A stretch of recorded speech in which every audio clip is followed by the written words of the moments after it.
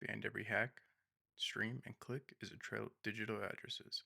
And if you understand IPs, you understand how the internet breeds. Hey everyone, welcome back to HackByte. Today we're breaking down the basics of IP addresses, what they are, why they matter, and how they silently keep the internet running behind the scenes. Let's start with a simple question. What is an IP address? It stands for Internet Protocol Address, and it works like a digital home address. It tells other devices where to find you on a massive network we call the internet. Just like a mail carrier needs your street address to deliver a letter, devices use IP addresses to send and receive information. There are two main types of IP addresses, IPv4 and IPv6. IPv4 is the older format, four numbers separated by dots, like this.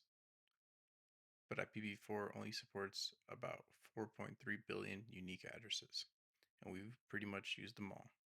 That's where IPv6 comes in. It's longer, uses colons, and looks something like this. It may look intimidating, but it supports over 340 undecillion addresses. That's enough for every grain of sand on Earth to have its own unique IP. Not all IP addresses are public. Some are private, used only inside your home or office network. Think of it like a hotel. The building has one public address, but each room has its own internal room number. Your router gets a public IP from your internet service provider, and it assigns private IPs to your phone, laptop, and smart fridge. Now let's talk static versus dynamic IPs. A static IP stays the same, perfect for servers or remote access. A dynamic IP changes from time to time, like switching parking spots each visit. Most of our home devices use dynamic IPs, automatically assigned by something called DHCP, Dynamic Host Configuration Protocol. So, how does this all come together? When you open a website, your device sends a request to that site's IP address. That server then sends a response back to your IP. It's like sending a letter and getting a reply. Both sides need a valid address for the conversation to happen. Here's a fun fact.